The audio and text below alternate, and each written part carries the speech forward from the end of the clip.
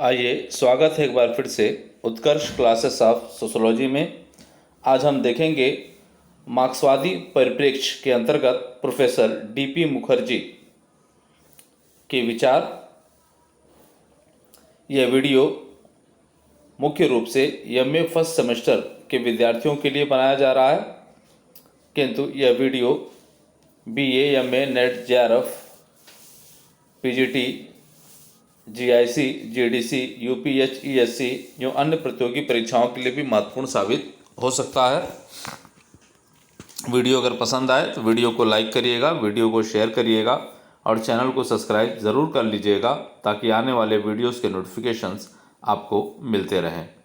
तो आइए शुरुआत करते हैं। Utkarsh classes of sociology by Umesh sir. तो यहाँ पे हम देखें, जैसा कि आपको बताया गया, आज का जो हमारा टॉपिक है डीपी मुखर्जी का मार्क्सवादी परिप्रेक्ष्य है।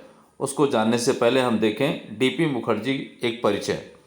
डीपी मुखर्जी का एक सामान्य परिचय आपको दिया जा रहा है यहाँ पे। तो यहाँ देखिए, भारतीय समाजशास्त्र के अमूल्य धरोहर मार्क्स शास्त्री एवं भारत में संस्कृति का समाजशास्त्र सोशोलॉजी ऑफ कल्चर को स्थापित करने वाले एक प्रमुख भारतीय समाजशास्त्री डीपी मुखर्जी का जन्म सन 1894 में बंगाल में एक मध्यवर्गीय ब्राह्मण परिवार में हुआ था। अब यहाँ देखें, जहाँ तक हम डीपी मुखर्जी की बात करें तो ये जो है एक प्रमुख भारतीय समाजशास्त्री के रूप में जाने जाते हैं। भारतीय समाजशास्त्रियों के एक अमूल्य धरोहर माने जाते हैं, एक मार्क्स शास्त्री माने जाते हैं। यूँ भारत में जो है संस्कृति और समाजशास्त्र को स्थापित करने का श्रेय भी डीपी मुखर्जी को जाता है। इनका जो जन्म हुआ वो बंगाल में हुआ और एक मध्यवर्गीय ब्राह्मण परिवार में हुआ सन 1894 में। आपका पूरा नाम धुरजट्टी प्रसाद मुखर्जी है। आपका पूरा नाम धुरजट्टी प्रसाद मुखर्जी है। आपकी शिक्षा दीक्षा कोलकाता में हुई, किंतु आपने अपने जीवन का एक बड़ा भाग लखनऊ में व्यतीत किया। सन 1922 ईस्वी में लखनऊ विश्वविद्यालय में समाजशास्त्र तथा अर्थशास्त्र विभाग में शिक्षक नियुक्त हुए, जहां लगभग 32 वर्षों तक अपनी सेवा दी। 5 दिसंबर सन 1962 में मुखर्जी का स्वर्गवास हो गया। अब यहाँ पे आप देखें तो ये जो डीपी मुखर्जी हम जिनको कहते हैं, उनका पूरा नाम जो है धुरजट्टी प्रसाद मुखर्जी है। और इनकी जो शिक्षा दीक्षा हुई थी वो कोलकाता में हुई थी, लेकिन इन्होंने अपने जीवन का एक लंबा भाग, एक बहुत बड़ा भाग जो है लखनऊ में व्यतीत किया। ये सन 1922 में लखनऊ विश्वविद्यालय में समाजशास्त्र और अर्थशास्त्र विभाग के शिक्षक के रूप में नियुक्त हुए थे, जहां लगभग 32 वर्षों तक ये सेवा करते हैं। और इनकी जो मृत्यु होती है वो 5 दिसंबर सन 1962 में होती है। चलिए आगे बढ़े, हम देखें तो इनकी कुछ प्रमुख कृतियां हैं जिनको हम देख लेते हैं यहाँ पे। तो प्रमुख कृतियों की अगर हम बात करें तो यहाँ personality and the social science 1924 में प्रकाशित हुई। फिर बेसिक कंसेप्ट ऑफ सोशोलॉजी जो 1932 में प्रकाशित हुई। मॉडर्न इंडियन कल्चर जो 1942 में प्रकाशित हुई। सोशोलॉजी ऑफ इंडियन कल्चर जो 1942 में प्रकाशित हुई। टैगोर ए स्टडी जो 1943 में प्रकाशित हुई। प्रॉब्लम्स ऑफ इंडियन यूथ जो 1946 में प्रकाशित हुई। और डाइवर्सिटी जो 1958 में प्रकाशित हुई।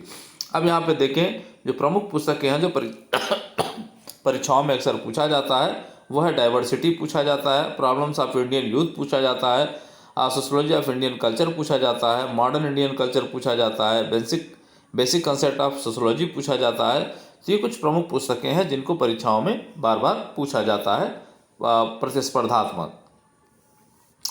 अगला देखें हम, तो यहाँ देखें अब मार्क्सवादी परिप्रेक्ष्य डीपी मुखर्जी के विचार। अब यहाँ हम देखेंगे डीपी मुखर्जी के मार्क्सवादी परिप्रेक्ष्य के क्या विचार रहे हैं। इसमें कोई संदेह नहीं है कि प्रोफेसर मुखर्जी मार्क्सवादी परिप्रेक्ष्य के समर्थक हैं, क्योंकि मुखर्जी उन सामाजिक विज्ञानियों में से एक हैं जिन्होंने मानव समाज को प्रभावित करने वाली सामाजिक आर्थिक शक्तियों का विश्लेषण करने के लिए मार्क्सवाद के महत्व को स्वीकार किया है। अब यहाँ देखें तो जो भी अध्ययन डीपी मुखर्जी के द्वारा किए गए हैं उन अध्ययनों से स्पष्ट होता है कि ये जो है मार्क्सवादी परिप्रेक्ष्य के समर्थक हैं, क्योंकि अगर इनकी बात की जाए तो वह उन सामाजिक वैज्ञानिकों में गिने जाते हैं, समाज वैज्ञानिकों में गिने जाते हैं जो मानव समाज को प्रभावित करने वाले सामाजिक और आर्थिक कारकों का विश्लेषण जो किस दृष्टिकोण के आधार पर करते हैं, तो मार्क्सवाद के आधार पर करते हैं। आपने सामाजिक घटनाओं की व्याख्या ऐतिहासिक और द्वंद्वात्मक प्रणाली के आधार पर प्रस्तुत किया है। इन्होंने जो अपना अध्ययन किया है वह अध्ययन जो है ऐतिहासिक और द्वंद्वात्मक प्रणाली के आधार पर प्रस्तुत किया है, जिसके कारण ही आपको मार्क्सवादी कहा जाता है। क्योंकि कार्ल मार्क्स ने भी द्वंद्वात्मक ऐतिहासिक और द्वंद्वात्मक प्रणाली को अपनाया था, तो उसी प्रणाली को इन्होंने भी अपनाया है, इसी कारण से इनको मार्क्सवादी कहा जाता है। किंतु मुखर्जी ने स्वयं अपने आप को मार्क्सवादी न मानते हुए एक मार्क्सशास्त्री मार्क्सोलॉजिस्ट के रूप में स्वीकार किया है। जबकि डीपी मुखर्जी स्वयं जो अपने आप को मार्क्सवादी नहीं मानते, बल्कि वो जो अपने आप को मार्क्सशास्त्री मानते हैं, अपने आप को मार्क्सवादी नहीं मानते। इसके पीछे जो कारण है उस कारण को अभी हम आगे देखेंगे, क्योंकि ये सिद्धांत के रूप में जो है मार्क्सवाद को स्वीकार नहीं करते, एक अध्ययन पद्धति के रूप में इसको स्वीकार करते हैं। चलिए आगे देखें हम। तो यहाँ देखें आप जो है प्रोफेसर मुखर्जी ने कार्ल मार्क्स के द्वंद्ववाद को स्वीकार किया है, किंतु आपने द्वंद्ववाद का आधार मानवतावाद रहा है। द्वंद्वात्मक परिप्रेक्ष्य यह मानकर चलता है कि विश्व एवं समाज का विकास द्वंद्वात्मक प्रक्रिया के द्वारा होता है। प्रत्येक समाज में दो विरोधी शक्तियां मौजूद होती हैं, जिनमें परस्पर संघर्ष चलता रहता है। अब यहाँ देखें तो प्रोफेसर मुखर्जी क्या करते हैं, कार्ल मार्क्स के द्वंद्ववाद को स्वीकार करते हैं और वो अपने द्वंद्ववाद का आधार जो है वो मानवतावाद को बताते हैं। द्वंद्वात्मक परिप्रेक्ष्य जो होता है ये मानकर चलता है कि विश्व या समाज का विकास जो द्वंद्वात्मक प्रक्रियाओं के आधार पर होता है और प्रत्येक समाज में दो विरोधी शक्तियां होती हैं जो परस्पर आपस में संघर्ष करती रहती हैं, जिसके परिणाम स्वरूप ही समाज में परिवर्तन जो है वो दिखाई देता है। मार्क्स ने इसे वाद, प्रतिवाद और समन्वय के रूप में व्यक्त किया है। और मार्क्स ने इसे क्या किया है, वाद, प्रतिवाद और समन्वय के रूप में व्यक्त किया है। मार्क्स के द्वारा जो द्वंद्वात्मक प्रणाली को अपनाया गया है वो हेगल से लिया गया है और उसके अंतर्गत वाद, प्रतिवाद और समन्वय को व्यक्त करने का प्रयास किया गया है। आपका मानना है कि परंपरा तथा आधुनिकता, उपनिवेशवाद तथा राष्ट्रवाद, व्यक्तिवाद तथा समूहवाद में द्वंद्वात्मक संबंध है। अब ये किसका मानना है, तो मुखर्जी का ये मानना है, डीपी मुखर्जी का ये मानना है कि भारतीय समाज में परंपरा आधुनिकता के बीच द्वंद्व चल रहा है, उपनिवेशवाद और राष्ट्रवाद के बीच द्वंद्व, व्यक्तिवाद और समूहवाद के बीच द्वंद्वात्मक जो है संबंध है और परस्पर ये एक दूसरे को प्रभावित करते हैं, जिसके कारण से समाज में जो है परिवर्तन वो दिखाई देता है। अगला देखें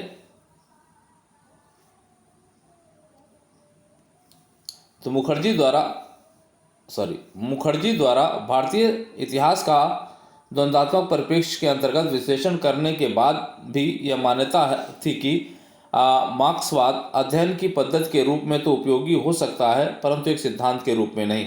अभी जैसा कि हमने आपसे कहा जो है मुखर्जी द्वारा जो भारतीय इतिहास का द्वंद्वात्मक परिप्रेक्ष्य के अंतर्गत विश्लेषण किया गया है और मार्क्सवादी परिप्रेक्ष्य को मान्यता देने के बाद भी इन्होंने क्या किया है, मार्क्सवाद को जो है एक अध्ययन पद्धति के रूप में तो उपयोगी कहा है, स्वीकार किया, परंतु एक सिद्धांत के रूप में उपयोगी नहीं है, ऐसा मानना है मुखर्जी का। क्योंकि मार्क्सवाद एक ऐसा सिद्धांत है जो समाज और समूह को प्राथमिकता देता है तथा मानव की अपेक्षा सामूहिक व्यवस्था को अधिक महत्व देता है। अब इनका मानना है जो मार्क्सवाद है वह जो है एक सिद्धांत के तौर पे जो है समाज और समूह को क्या करता है, सर्वोपरि समझता है या प्राथमिकता देता है उनको, तथा मानव की अपेक्षा क्या करता है, सामूहिक व्यवस्था को अधिक महत्व देता है। मनुष्य को महत्व ना देकर, मानव को महत्व ना देकर सामूहिक व्यवस्था को अधिक महत्व देता है। इसीलिए मुखर्जी ने मार्क्सवाद को भारतीय सामाजिक घटनाओं के विश्लेषण के लिए उपयुक्त नहीं माना है। इसके लिए आपने निम्नलिखित 3 कारणों का उल्लेख किया है और यही कारण रहा कि मुखर्जी जो डीपी मुखर्जी हैं वो मार्क्सवाद को भारतीय सामाजिक घटनाओं या भारतीय सामाजिक व्यवस्थाओं के अध्ययन के लिए बहुत उपयोगी नहीं माना है या विश्लेषण के लिए बहुत उपयोगी नहीं माना है। इसके लिए आपने जो है 3 कारणों का उल्लेख किया है। वो कारण कौन कौन से हैं उन कारणों को हम देख लेते हैं। तो 3 कारण आपके यहाँ पे स्पष्ट देख लें हम। तो पहला कारण है मार्क्सवादी प्रत्येक घटना की व्याख्या वर्ग संघर्ष के संदर्भ में करते हैं। तो जो भी मार्क्सवादी हैं वो जो भी सामाजिक घटनाएं घटित होती हैं या जो भी घटनाएं घटित हो रही हैं वो प्रत्येक घटनाओं की व्याख्या जो है वर्ग और वर्ग संघर्ष के आधार पर करते हैं, क्योंकि कार्ल मार्क्स ने भी किया है। जबकि भारतीय समाज में वर्ग संघर्ष की दशा एक लंबे समय से जाति परंपराओं से प्रभावित रही है।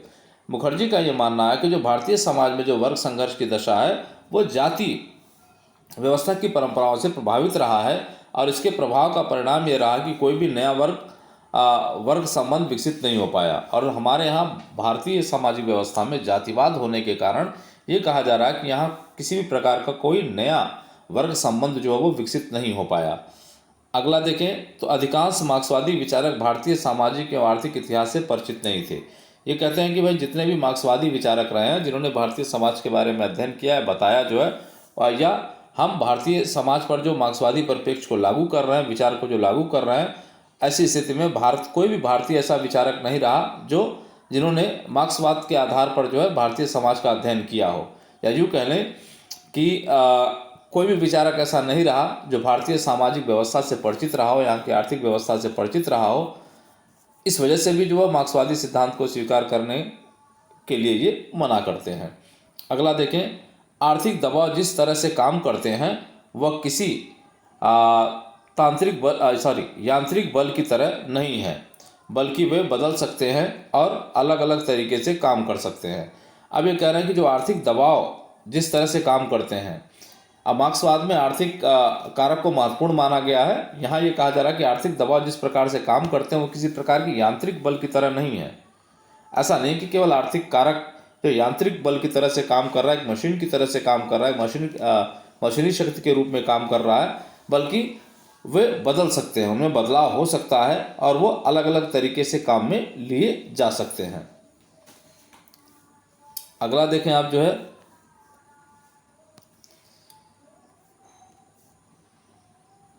तो भारतीय समाज के बारे में मुखर्जी का जो समाजशास्त्रीय समझ थी उसके अनुसार भले ही समाज बदल रहा है, लेकिन इन बदलावों के कारण बहुत अधिक विघटन नहीं हुआ है।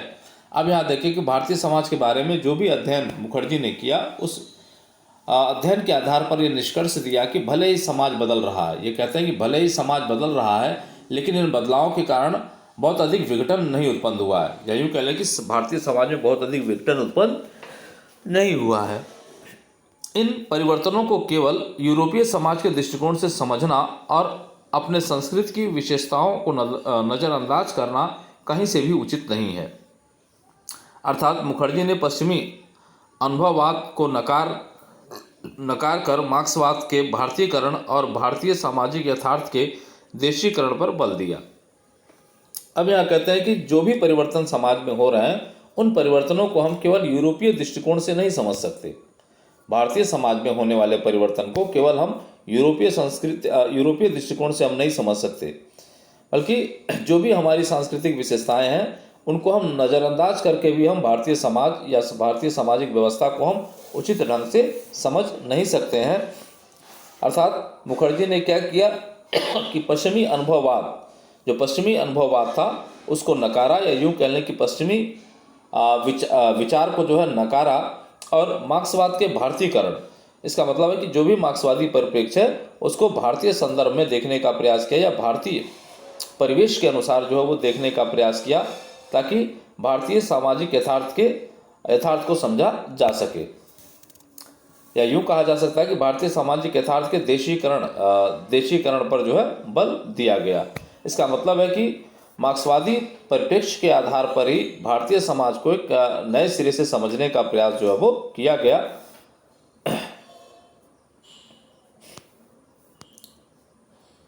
आगे देखें तो मुखर्जी का कहना है कि भारतीय समाजशास्त्री के लिए केवल समाजशास्त्री होना ही पर्याप्त नहीं है, उसे भारतीय होना भी ज़रूरी है। अब ये कहते हैं, मुखर्जी का ये मानना है, कंपटीशन में पूछा जाता है कि भाई भारतीय समाजशास्त्री के लिए केवल समाजशास्त्री होना ही पर्याप्त नहीं है। यदि कोई व्यक्ति जो है भारतीय समाज का अध्ययन कर रहा है तो उसको केवल भारतीय समाजशास्त्री के लिए केवल समाजशास्त्री होना अनिवार्य नहीं है, उसे भारतीय होना भी ज़रूरी है। इसका मतलब है कि उसको भारतीय सामाजिक व्यवस्था व यहाँ की संस्कृति, यहाँ के बारे में उसको अच्छी जानकारी होनी चाहिए। अर्थात उसे भारतीय सामाजिक व्यवस्था की विभिन्न इकाइयों को समझने के लिए रीति रिवाज और परंपराओं आदि में हिस्सा भी लेना चाहिए। अब यहाँ देखें कि भारतीय सामाजिक व्यवस्था की जो विभिन्न इकाइयाँ जिनसे मिलकर भारतीय सामाजिक व्यवस्था का निर्माण होता है, उसे समझने के लिए ये जानना ज़रूरी हो जाता है कि भारतीय समाज की क्या प्रथाएं हैं, परंपराएं हैं, रीति रिवाज हैं। इन्हें जाने बगैर हम भारतीय समाज को पूर्ण रूप से समझ नहीं सकते। इसका मतलब है कि यदि किसी व्यक्ति को या किसी समाजशास्त्री को भारतीय समाज का अध्ययन करना है तो उसे जो है भारतीय रीति रिवाजों, परंपराओं, प्रथाओं आदि का भी ज्ञान होना चाहिए, या यूँ कह लें कि भारतीय संस्कृति का भी ज्ञान उसको होना चाहिए। आगे देखिए, प्रोफेसर मुखर्जी ने अपने एक लेख भारतीय मार्क्सवादियों के लिए एक शब्द a word to Indian Marxist में लिखा है कि अपने इतिहास से अनभिज्ञ युवा मार्क्सवादी उस दिशा की ओर बढ़ रहे हैं जो उन्हें फांसीवाद, जिसको हम व्यक्ति के स्वतंत्रता के विरुद्ध मानते हैं, फांसीवाद मतलब व्यक्तिगत स्वतंत्रता के विरुद्ध बना सकती है। ऐसी स्थिति में मार्क्सवाद का प्रभाव एक भूल भुलैया और नारे में ही सिमट कर रह जाएगा। अब ये जो है ये लेख लिखते हैं भारतीय मार्क्सवादियों के लिए एक शब्द a word to Indian Marxist. इसमें साफ तौर पे लिखते हैं कि जो अपने इतिहास से अनभिज्ञ युवा, कहने का तात्पर्य है कि जो भी युवा मार्क्सवादी हैं वह जो है अपने सामाजिक इतिहास से अनभिज्ञ, बिना अपने इतिहास को जाने जो है मार्क्सवाद को उस दिशा की ओर लेकर जा रहे हैं जिससे कि फांसीवाद को बढ़ावा मिल सकता है। फांसीवाद का अर्थात व्यक्तिगत स्वतंत्रता के विरुद्ध हो सकता है। ऐसी स्थिति में मार्क्सवाद का प्रभाव किस प्रकार का होगा? तो ये कहते हैं कि ऐसी स्थिति में जो मार्क्सवाद है उसका प्रभाव ये भूल भुलैया और कुछ नारों में सिमट कर ही रह जाएगा। ये कहना है कि जो मार्क्सवाद का जो वास्तविक औचित्य है वो उसे प्राप्त नहीं कर पाएगा। जिस रूप में हम युवा मार्क्सवादी जिस रूप में जो है मार्क्सवाद को लेकर जा रहे हैं उससे जो है व्यक्तिगत स्वतंत्रता जो है वो समाप्त होगी और वहाँ जो है फांसीवाद उत्पन्न होगा। इस प्रकार स्पष्ट होता है कि प्रोफेसर मुखर्जी ने ना तो मार्क्सवाद के सैद्धांतिक आधार को पूरी तरह से स्वीकार किया है और ना ही संस्कृति के बदलने में आर्थिक कारकों की भूमिका को ही पूर्ण रूप से स्वीकार किया है। अब ये जो बातें कही जा रही हैं इसका तात्पर्य यह है कि क्योंकि कार्ल मार्क्स जो है साम्यवादी समाज की स्थापना की बात करते हैं और ये कहते हैं कि समस्त जो संपत्ति होगी, जो सत्ता होगी वो जो है समाज के हाथ में होगी। व्यक्ति अपनी शक्ति के अनुसार काम करेगा और अपनी आवश्यकता के अनुसार प्राप्त करेगा। इसका मतलब है कि समाज को अत्यधिक महत्व दिया गया है, व्यवस्था को अत्यधिक महत्व दिया गया है। व्यक्तिगत स्वतंत्रता के विरुद्ध है ये चीज़ें। और उस संदर्भ में ये मुखर्जी बताने का प्रयास कर रहे हैं कि जिस रूप में विचारक जा रहे हैं उस रूप में ये स्थिति आ सकती है कि फांसीवाद की व्यवस्था उत्पन्न हो सकती है। और जो मार्क्सवाद की जो स्थिति होगी वो मार्क्सवाद जो भी है वो एक भूल भुलैया की तरह से हो जाएगा और कुछ नारों में ही सिमट कर वो रह जाएगा। तो यहाँ पे आप देखें तो जो भी अध्ययन है इस अध्ययन से साफ तौर पे स्पष्ट होता है कि मुखर्जी ने मार्क्सवाद को जिस रूप में अपनाया है उस रूप में अगर देखें तो मार्क्सवाद के सैद्धांतिक आधार को पूरी तरह से इन्होंने जो है स्वीकार नहीं किया है और ना ही संस्कृति के बदलने में आर्थिक कारकों की भूमिका को ही पूर्ण रूप से स्वीकार किया है। आगे देखिए, प्रोफेसर मुखर्जी ने कार्ल मार्क्स के द्वंद्ववाद को स्वीकार किया लेकिन उसका आधार बदल दिया। अब यहाँ देखें मुखर्जी ने क्या किया, कार्ल मार्क्स के द्वंद्ववाद को स्वीकार किया लेकिन उसके आधार को बदल दिया। मार्क्स ने स्पष्ट किया था कि इतिहास के प्रत्येक युग में भौतिक शक्तियों के बीच होने वाले द्वंद्व से ही परिवर्तन की दशाएं पैदा होती हैं, परंतु मुखर्जी ने द्वंद्व के अध्ययन की एक प्रणाली के रूप में स्वीकार करते हुए स्पष्ट किया कि किस प्रकार औपनिवेशिक युग के दौरान भारत में परंपरा और आधुनिकता के बीच द्वंद्व होने से परस्पर विरोधी शक्तियां सामने आईं तथा उनके प्रभाव से समाज में व्यापक परिवर्तन हुए। अब यहाँ देखें तो प्रोफेसर मुखर्जी कार्ल मार्क्स के द्वंद्ववाद को स्वीकार करते हैं लेकिन उसके आधार को जो है बदल कर ये क्या कर देते हैं, मानवतावाद कर देते हैं उसके आधार को। और मार्क्स जहाँ ये स्पष्ट करते हैं कि इतिहास के प्रत्येक युग में भौतिक शक्तियों के बीच में जो है द्वंद्व होने की वजह से समाज में परिवर्तन होता है, वहीं मुखर्जी क्या कहते हैं, द्वंद्ववाद को तो स्वीकार करते हैं लेकिन ये कहते हैं कि जो है जो द्वंद्व के अध्ययन की एक प्रणाली के रूप में स्वीकार करते हैं। इसका मतलब मार्क्सवाद को सामाजिक व्यवस्था के अध्ययन के रूप में एक प्रणाली के रूप में स्वीकार करते हैं और ये स्पष्ट करते हैं कि भाई औपनिवेशिक युग, भारत जब गुलाम था तो औपनिवेशिक युग में के दौरान भारत में परंपरा और आधुनिकता के बीच द्वंद्व होने की वजह से परस्पर दो विरोधी शक्तियां आमने सामने होती हैं, परंपरा और आधुनिकता। और इनके प्रभाव की वजह से समाज में क्या होता है कि व्यापक परिवर्तन जो है वो हो जाता है या व्यापक परिवर्तन होता है। मुखर्जी ने भारत के सामाजिक और सांस्कृतिक, होता नहीं है कहेंगे वो हुआ कर लेंगे आप उसको, मुखर्जी ने भारत के सामाजिक एवं सांस्कृतिक परिवर्तन से संबंधित ऐतिहासिक दशाओं के अध्ययन को आवश्यक माना, लेकिन उसका अध्ययन वर्ग संघर्ष के आधार पर न करके मूल्य के आत्मसात्करण और उनके सांस्कृतिक संबंधों के आधार पर किया, जो परंपरा और आधुनिकता के परस्पर द्वंद्व के फलस्वरूप उत्पन्न होते हैं। अब यहाँ देखें, एक प्रमुख चीज आ रही है कि मुखर्जी ने भारत के सामाजिक और सांस्कृतिक परिवर्तन में ऐतिहासिक दशाओं के अध्ययन के लिए आवश्यक माना कि उसका अध्ययन वर्ग संघर्ष के आधार पर ना हो। ये कहते हैं कि जो भी ऐतिहासिक दशाओं का अध्ययन होगा, जो भी सामाजिक व्यवस्था का अध्ययन किया जाएगा, भारतीय सामाजिक संस्कृति का अध्ययन किया जाएगा, उसका अध्ययन जो है वो वर्ग संघर्ष के आधार पर ना करके हम जो है मूल्य के आत्मसात्करण और उनके सांस्कृतिक संबंधों के आधार पर करें, जो किससे उत्पन्न होता है तो परंपरा और आधुनिकता के परस्पर द्वंद्व के फलस्वरूप उत्पन्न होता है। और ये दोनों चीजें मूल्य के आत्मसात्करण और सांस्कृतिक संबंधों जो उत्पन्न होते हैं वो किसके आधार पर होते हैं, तो जो परंपरा और आधुनिकता के परस्पर द्वंद्व के फलस्वरूप ही उत्पन्न होते हैं। इसका मतलब है कि मुखर्जी ने कार्ल मार्क्स के वर्ग संघर्ष को स्वीकार नहीं किया या वर्ग संघर्ष के आधार को स्वीकार नहीं किया है। आगे देखें हम, परंपरा की गत्यात्मकता के संदर्भ में आधुनिकीकरण की अवधारणा को स्पष्ट करने के लिए डीपी मुखर्जी ने लिखा है कि हमारे लिए आवश्यक है कि उन आंतरिक और बाह्य दबावों को समझा जाए जो परंपराओं में परिवर्तन उत्पन्न करते हैं। अब यहाँ देखिए, परंपरा में होने वाले परिवर्तन के संदर्भ में इन्होंने आधुनिकीकरण की अवधारणा को स्पष्ट किया और साफ तौर पर लिखा कि ये हमारे लिए कि आंतरिक और बाह्य दबावों को समझा जाए और परंपराओं में परिवर्तन परिवर्तन उत्पन्न करते हैं। तो ये कहते हैं कि भाई हम उन आंतरिक और बाह्य कारकों को समझें जिन कारकों की वजह से जो है हमारी परंपराओं में जो है परिवर्तन उत्पन्न होता है। आंतरिक रूप से परंपराओं में एक ऐसी शक्ति होती है जिसके द्वारा वह व्यक्ति और समाज के बीच सामंजस्य स्थापित करती है। ये कहते हैं कि हमारे परंपराओं में एक आंतरिक शक्ति होती है और वह ऐसी शक्ति होती है जो क्या करती है कि व्यक्ति और समाज के बीच जो सामंजस्य स्थापित करने का काम करती है या व्यक्ति और समाज के बीच संतुलन स्थापित करने का काम करती है। परंपराओं में जब व्यक्ति और समाज के बीच सामंजस्य और समन्वय की क्षमता कमजोर होने लगती है तो परंपराओं में परिवर्तन की दशाएं पैदा होने लगती हैं। अब जब परंपराएं कमजोर पड़ने लगती हैं, जब वो व्यक्ति और समाज के बीच संतुलन या सामंजस्य बनाने में अपने आप को सक्षम नहीं पाती या उनकी क्षमता कम हो जाती है, तो परंपराओं में परिवर्तन की दशाएं क्या होने लगती हैं, पैदा होने लगती हैं। इसका मतलब है कि समाज और व्यक्ति के बीच संतुलन को बनाए रखने के लिए अब परंपराओं में परिवर्तन की दशाएं जो है उत्पन्न हो जाती हैं ताकि संतुलन को बनाए रखा जा सके। परंपराओं के इस दबाव को स्पष्ट करने के लिए मुखर्जी ने आर्थिक दबाव तथा उत्पादन की प्रणाली में होने वाले परिवर्तन को प्रमुख स्थान दिया है। अब ये कहते हैं कि जो परंपराओं पर जो दबाव पड़ता है या परंपराओं में परिवर्तन के लिए जो कारक सिद्ध होते हैं वो मुखर्जी के अनुसार होते हैं आर्थिक दबाव और उत्पादन की प्रणालियों में होने वाले परिवर्तन।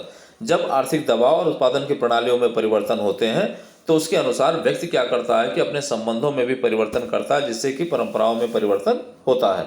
अर्थात उत्पादन की प्रणाली बदल जाने से लोगों की आवश्यकताएं बदल जाती हैं। इन बदली आवश्यकताओं को पूरा करने के व्यवहारों में परिवर्तन होने लगता है। इन बदली आवश्यकताओं को पूरा करने के लिए व्यवहारों में परिवर्तन होने लगता है जो नई उत्पादन प्रणाली के अनुरूप होता है। अब यहाँ देखें तो कार्ल मार्क्स ने भी इस तथ्य की बात किया था कि भाई जब उत्पादन रीतियां बदलती हैं तो उत्पादन संबंध बदलते हैं और उत्पादन संबंध बदलते हैं तो समाज में परिवर्तन दिखाई देता है। तो यहाँ देखें कि उत्पादन प्रणाली बदल जाने से लोगों की आवश्यकताएं बदल जाती हैं। जब भी समाज में उत्पादन की प्रणालियां बदलती हैं तो लोगों की आवश्यकताओं में भी परिवर्तन होने लगता है। इन बदली आवश्यकताओं को पूरा करने के लिए व्यवहारों में परिवर्तन होने लगता है। अब जब कोई भी नई वस्तु आती है, कोई भी नया उत्पादन आता है, कोई भी नई उत्पादन प्रणाली आती है तो व्यक्ति क्या करता है कि उस उत्पादन प्रणाली के आधार पर अपनी आवश्यकताओं को पूरा करने के लिए अपने व्यवहारों में लगातार परिवर्तन करने लगता है। और परिवर्तन इसलिए करता है कि जो भी उत्पादन प्रणालियों में जो परिवर्तन हुआ है उसके अनुकूल अपने आप को ढाल सके। चलिए आगे देखें हम जो है, तो परंपराओं में होने वाले परिवर्तन को मुखर्जी ने निम्नलिखित 3 तत्वों के आधार पर स्पष्ट किया है। एक ये कहते हैं कि श्रुति है, दूसरा कहते हैं स्मृति है, और तीसरा कहते हैं अनुभव है। प्रतिस्पर्धात्मक परीक्षाओं में यह पूछा जाता है, ध्यान रखिएगा। पहला देखें, श्रुति का तात्पर्य। श्रुति का तात्पर्य बौद्धिक प्रतिभा वाले व्यक्तियों से सुने गए विचारों के आधार पर किसी परंपरा में को संशोधित करना। इस श्रुति के आधार पर या सुने हुए बौद्धिक प्रतिभा वाले व्यक्तियों द्वारा जो विचार व्यक्त किए जाते हैं, उन विचारों को सुनकर परंपराओं में जो संशोधन होता है उसका संबंध जो है किससे है? श्रुति से है। अगला देखें, स्मृति का तात्पर्य श्रुति और अनुभव के आधार पर उन परंपराओं से होता है, श्रुति और अनुभव पर आधारित उन परंपराओं से होता है जिन्हें धार्मिक आधार पर प्रभावपूर्ण बनाया जाता है। भारत की अनेक दीर्घ परंपराओं का विकास स्मृतियों के आधार पर ही हुआ, परंतु श्रुति और स्मृति के आधार पर जिन परंपराओं का निर्माण होता है उनका कोई तार्किक आधार नहीं होता। यही कारण है कि इनमें परिवर्तन बहुत धीमा होता है। अब यहाँ स्मृति का तात्पर्य बताया जा रहा है कि भाई श्रुति और अनुभव पर आधारित उन परंपराओं से होता है जिन्हें हम क्या करते हैं कि धार्मिक आधार पर प्रभावपूर्ण बना देते हैं। इसका मतलब है कि जो भी बौद्धिक प्रतिभा वाले व्यक्तियों द्वारा सुने गए विचार और जो अनुभव होते हैं उनको जब हम धार्मिक धर्म से जोड़ देते हैं, धर्म से जोड़कर जब हम उनको प्रभावी बना देते हैं तो उसे जो है स्मृति कहा जाता है। और भारत में जो अनेक दीर्घ परंपराओं का विकास हुआ वो स्मृतियों के आधार पर हुआ। और ये श्रुति और स्मृति के आधार पर जिन भी परंपराओं का निर्माण होता है वो परंपराएं जो है उनका कोई तार्किक आधार नहीं होता, और तार्किक आधार न होने की वजह से ही जो है इनमें ये बताया जाता है कि परिवर्तन भी बड़ी धीमी गति से होता है। आगे देखें तो अनुभव से तात्पर्य परंपरा में परिवर्तन का मुख्य कारण व्यक्तिगत और सामूहिक अनुभव है। यदि हम बौद्धिक काल से लेकर धर्मशास्त्र काल तक तथा मध्यकाल से लेकर आधुनिक काल तक के सांस्कृतिक इतिहास को देखें तो यह स्पष्ट होता है कि बुद्ध, महावीर और बड़े बड़े संतों के व्यक्तिगत अनुभव के प्रभाव से यहाँ नई परंपराओं का उदय हुआ तथा व्यवहार के नए तरीकों को विकसित होने के फलस्वरूप परंपराओं में व्यापक परिवर्तन हुआ। अब अनुभव से तात्पर्य बताया जा रहा है कि परंपरा में परिवर्तन का मुख्य कारण व्यक्तिगत और सामूहिक अनुभव है। कहने का मतलब कि परंपराओं में जो परिवर्तन होता है उसका प्रमुख कारण है व्यक्तिगत अनुभव और सामूहिक अनुभव। उदाहरण दिया जा रहा है कि यदि हम बौद्धिक काल से लेकर धर्मशास्त्र काल तथा मध्यकाल से लेकर आधुनिक काल तक के सांस्कृतिक इतिहास को देखें तो स्पष्ट होता है कि बुद्ध, महावीर और बड़े बड़े संतों के व्यक्तिगत अनुभव के प्रभाव से व्यक्तिगत अनुभव का प्रभाव पड़ा समाज के ऊपर, जिससे कि नई परंपराओं का उदय हुआ। भारतीय समाज में जो है नई परंपराओं का उदय हुआ तथा जब नई परंपराएं आए तो नई परंपराओं के अनुसार व्यक्ति के व्यवहारों के नए तरीके जो है वो विकसित हुए, जिसकी वजह से परंपराओं में व्यापक स्तर पर परिवर्तन जो है वो देखा गया। प्रोफेसर मुखर्जी ने आधुनिकीकरण की विवेचना आधुनिकता के रूप में करते हुए भारतीय परंपरा के संदर्भ में इसे एक नया रूप दिया। अब यहाँ देखिए आधुनिकीकरण की विवेचना जो है आधुनिकता के रूप में करते हुए इन्होंने क्या किया, जो है भारतीय परंपराओं के संबंध में आधुनिकता को एक नया रूप प्रदान करने का प्रयास किया। आपने स्पष्ट किया कि वर्तमान का अध्ययन अतीत के संदर्भ में ही हो सकता है। ये कहते हैं कि अगर हम वर्तमान का अध्ययन करना चाहते हैं तो हम उस अतीत के संदर्भ में ही हम क्या कर सकते हैं, वर्तमान का अध्ययन कर सकते हैं। यूँ कह लें कि बिना अतीत को समझे हम अपने वर्तमान को नहीं समझ सकते। इस दशा में आधुनिकीकरण की अवधारणा को परंपरा से अलग करके नहीं समझा जा सकता, और ऐसी दशा, जैसा कि प्रोफेसर मुखर्जी कह रहे हैं, ऐसी दशा में हम जो है आधुनिकीकरण की अवधारणा को हम जो है परंपराओं के बिना नहीं समझ सकते। प्रोफेसर मुखर्जी का मानना है कि परंपराएं इतनी शक्तिशाली होती हैं कि वह कभी पूर्णतः समाप्त नहीं होती, बल्कि केवल उनका नई दशाओं के साथ सामंजस्य और अनुकूलन हो जाता है। मुखर्जी का अपना मानना है कि जो परंपराएं होती हैं बहुत ही शक्तिशाली होती हैं और उनमें कभी भी पूर्ण रूप से कोई परिवर्तन नहीं होता। ऐसा नहीं है कि परंपराएं समाप्त होकर उसकी जगह पर कोई दूसरी परंपरा स्थापित हो, बल्कि परंपराएं बहुत शक्तिशाली होती हैं, ये कभी भी पूर्ण रूप से समाप्त नहीं होती। ये करती क्या है, तो नए परिवर्तन, ये जो भी नई दशाएं उत्पन्न होती हैं, उन नई दशाओं से सामंजस्य स्थापित करने के लिए उनके अनुसार अपने आप को अनुकूलन करने का प्रयास करती हैं। अगला देखें तो यहाँ पे प्रत्येक परंपराएं बुद्धि, अनुभव तथा एक विशेष विचारधारा पर आधारित होती हैं। जो भी परंपराएं होती हैं वो किसी न किसी बुद्धि, अनुभव और एक विशेष विचारधारा पर आधारित होती हैं। साधारणतः यह समझा जाता है कि परंपरा और आधुनिकता के बीच संघर्ष चलता रहता है। सामान्यतः सबका ये ऐसा लगता है कि आधुनिकता और परंपरा के बीच जो है संघर्ष निरंतर चलता रहता है, परंतु वास्तविकता यह है कि परंपरा और आधुनिकता के बीच कोई संघर्ष नहीं होता। अब ये बताने का प्रयास किया जा रहा है कि अक्सर ये माना जाता है कि परंपरा और आधुनिकता के बीच संघर्ष चल रहा है, लेकिन ऐसा होता नहीं है कि परंपरा और आधुनिकता के बीच कोई संघर्ष चल रहा हो। तार्किकता के आधार पर जब संस्कृत में कोई नई शक्ति का संचार होता है, तब समाज की परंपरा भी बदल जाती है। इस बदली हुई दशा को हम सरल शब्दों में आधुनिकीकरण कह सकते हैं। अब यहाँ पे आप देखें तो ये कहते हैं कि तार्किकता के आधार पर जब संस्कृति में कोई नई शक्ति का संचार होता है, इसका मतलब है कि जीवन जीने की विधियों में कोई नई शक्ति आती है, नई तकनीकी आती है, नई रीति आती है, तब समाज की परंपरा बदलने लगती है। इसका मतलब है कि जैसे ही जीवन पद्धतियों में परिवर्तन आता है, व्यक्ति के व्यवहारों में परिवर्तन आता है, और जब व्यक्ति के व्यवहारों में परिवर्तन आता है तो समाज की परंपराएं भी बदलने लगती हैं, क्योंकि व्यक्ति क्या करता है कि परिवर्तित परिस्थितियों के अनुसार अपने आप को ढालने का प्रयास करने लगता है। इसी बदली हुई दशा को हम क्या कहते हैं, सरल शब्दों में आधुनिकीकरण कह सकते हैं।